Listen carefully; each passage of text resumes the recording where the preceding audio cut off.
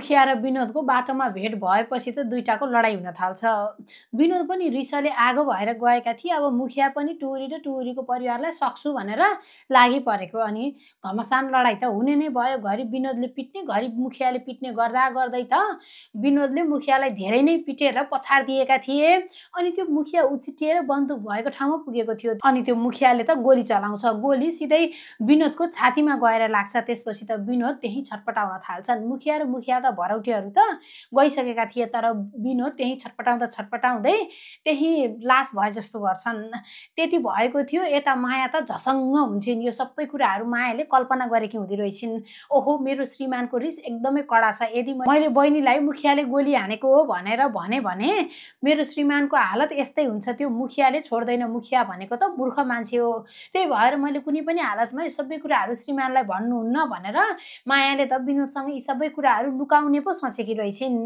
यदि मैले भने यस्तो हुन सक्छ भनेर उनले कल्पना गरेकी हुँदी रहेछिन्। माया त्यसरी अब कुनै पनि हालतमा मैले मेरो श्रीमानलाई यो कुरा भन्न हुँदैन भनेर आत्तिरहेकी छन्। जसरी भए पनि मैले बचाउँछु भनेकी छन्। अब उता विनिशाको पनि होस आएको थियो। विनिशा त्यही बेडमै सुतिरहेकी थिइन्। माइला दाइ पनि विनिशाको ख्याल गर्दै त्यही बसेका थिए। विनिशालाई नआत्तिए। विनिशा सबै थोक राम्रो हुँदै गएको छ। तिमीमा पनि सुधार आएको छ। तिमीले समयमै उपचार पाएकी छौ। सबै थोक राम्रो हुँदैछ। अब डाक्टर साहबले पनि केही दिनमै तिमीलाई डिस्चार्ज गरेर पठाइदिने भन्नुभएको छ भन्दै त्यही विनिशाकै साथी भएर बसिरहेका थिए। यता माया चाहिँ नाग भगवानलाई पुकार गर्न थाल्छिन्। नाग भगवानको ध्यान गर्दै गर्दा नाग भगवान प्रकट हुनुहुन्छ। अनि त्यसपछि हे नाग भगवान, त्यो पापी मुखियाले विनिशा नानीलाई गोली हानेर विनिशा नानी अहिले मर्नु न बाँच्नु भएर उहाँ बेडमा सुतिरहनु भएको छ। विनिशा नानीले मेरो ज्यान बचाएर मलाई ठुलो उपकार गर्नुभएको छ, ठुलो गुण लाउनु भएको छ। मैले यो गुण उहाँको कहिले पनि तिर्न सक्दिनँ। नाग भगवान, तपाईँले तिरिदिनुहोस् यो गुण, उहाँको ज्यान बचाइदिनुहोस्। यदि विनिशा नानीलाई केही भयो भने म आफूले आफूलाई कहिले पनि माफ गर्न सक्दिनँ। उहाँलाई रक्षा गरिदिनुहोस्, जति सक्दो छिटो निको बनाइदिनुहोस् नाग भगवान भन्दै मायाले प्रार्थना गर्छिन्। अब उता विनिशालाई पनि जे होस् अलि राम्रो भएको थियो। माइला दाइ पनि त्यही साथमै थिए के अरे।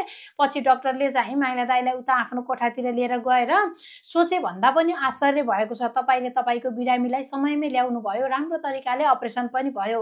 टाउकामा गोली लागेको मान्छेको यति राम्रो तरिकाले अपरेसन हुन्छ, बाँच्छ भन्ने कुरा सोच्न पनि सकिरहेको थिएन। तर हामीले जे नसोचेको त्यही भएको छ। एकदमै राम्रो भयो।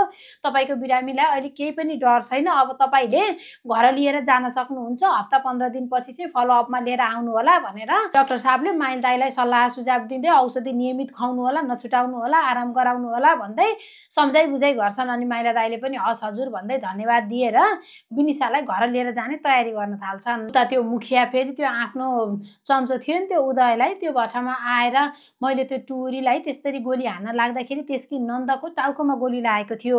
त अब गएर टुरीको घरमा के भएको छ, कसो भएको छ भनेर बुझ्नुपर्छ। यदि त्यो टुरीको नन्द मरि कि मरिन त त्यसको नन्दलाई मैले त्यसरी गोली हान्दा पनि यदि त्यो चुप लागेर बसिरहेकी छ भने चाहिँ अब त्यसको परिवारै सखा पारिदिन्छु भन्दाखेरि त्यो उदयले हो हजुर हो, सखा पार्नुपर्छ, बरु त्यसको पोइलाई चाहिँ नमार्ने हो कि त्यसको पोइ मर्यो भने त हाम्री बहिनी बिधुवै भइहाल्छ नि भन्दाखेरि फेरि मुखियाले थर्काउँछन्। अनि त्यसपछि त अब गएर त्यसको घरको चियो चर्चो गर्नु पर्यो अनि सबै कुरा मलाई सुनाउनु पर्यो भन्दाखेरि त्यो उदयले फेरि त्यो अर्को केटालाई लगाएका थिए। अनि यो होइन त आफै जा भनेर कराएर पठाउँछन्। अनि त्यो उदय चाहिँ अब उता मायाको घरमा कसरी हुन्छ चियो र चर्चो गर्नु पर्यो भन्दै उतै लाग्छन्। माइला दाइ र विनोदले विनिशालाई लिएर घर जाँदै थिए। विनोदले बहिनीलाई डराउँदै थिए। माइला दाइले चाहिँ औषधिको झोला पछि बोकेर जाँदै थिए। अनि उहाँ घर गइसकेपछि मायाले विनिशालाई देख्ने बित्तिकै नानी, मैले त सोचेकै थिइनँ तपाईँलाई यति छिटो निको हुन्छ भनेर। आफ्नै आँखाले सबै कुराहरू देखेकी थिएँ।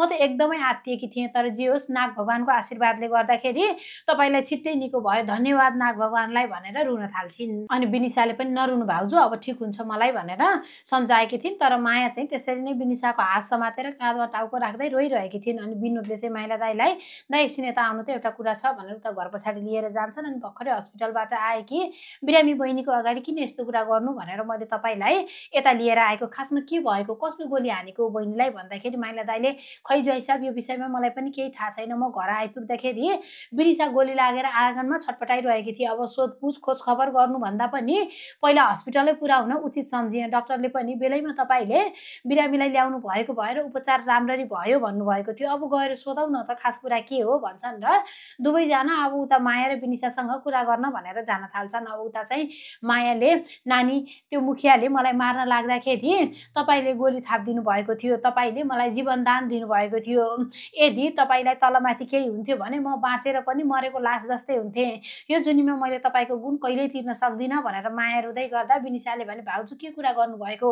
तपाई भनेको मेरो आमा समानको मान्छे हो, तपाई मेरो आमा जस्तै हो, अनि तपाईलाई कसैले हानि नोक्सानी पुर्याउन लागेको मैले कसरी सहन सक्छु र भन्छिन्। अनि माइला दाइ र विनोद भित्र आइसकेपछि माया भन्छन् र अब बहिनीलाई त्यस्तो चोट लागेको थियो, अपरेसन पनि सफल भयो, घर पनि ल्याइयो, अब बहिनीलाई बिस्तारै निको हुँदै जान्छ। तर मलाई एउटा कुरा नढाटिकन भन त यो अवस्था चाहिँ कसरी भयो, गोली कसले हानेको हो भन्दाखेरि माया अलि डराउँछिन्। अनि त्यसपछि त खै गोली कसले हानेको हो त्यो त थाहा भएन, चरा मार्ने सिकारीले होला भनेर मायाले ढाँटेकी थिइन्।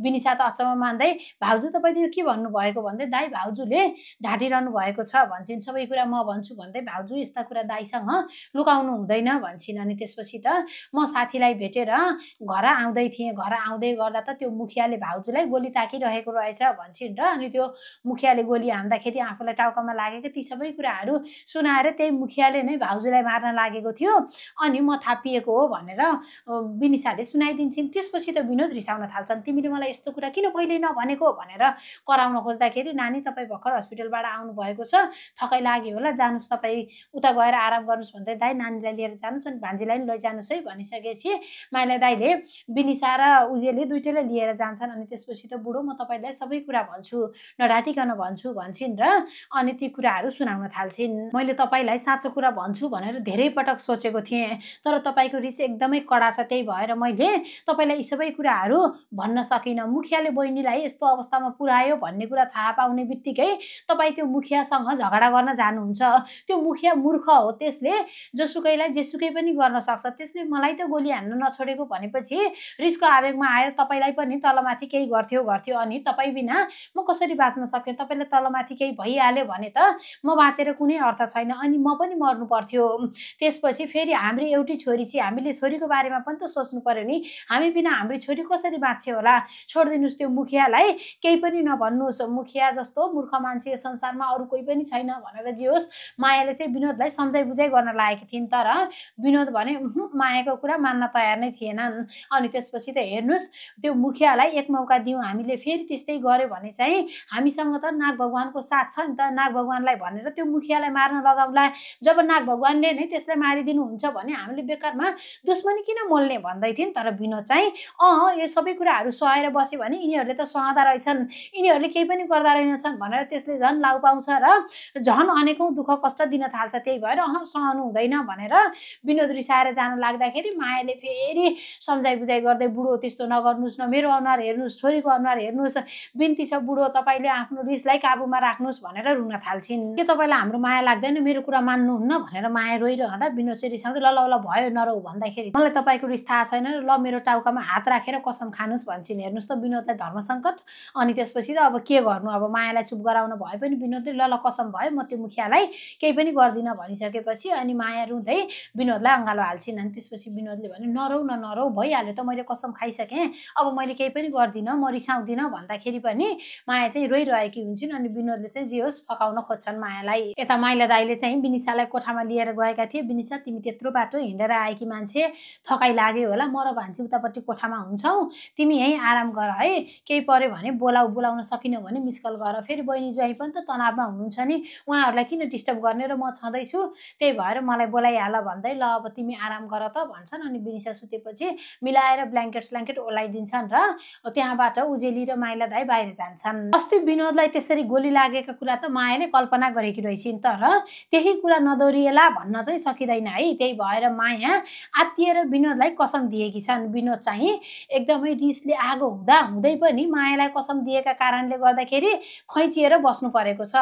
के अब यसरी नै मुखियाले गरेका अन्याय र अत्याचार माफ गर्दै उनीहरूले सहेरै बस्ने हुन् त? अनि फेरि आजभोलि त माइला दाइले विनिशालाई खुब ख्यालवास्ता गर्न थालेका छन्। के अब यही ख्यालवास्ता माइला दाइको मायामा परिणत होला त? के लाग्छ तपाईलाई? आफ्नो विचारहरू कमेन्ट गरी भिडियोमा लाइक अनि च्यानललाई सब्स्क्राइब गर्न नबिर्सनुहोला।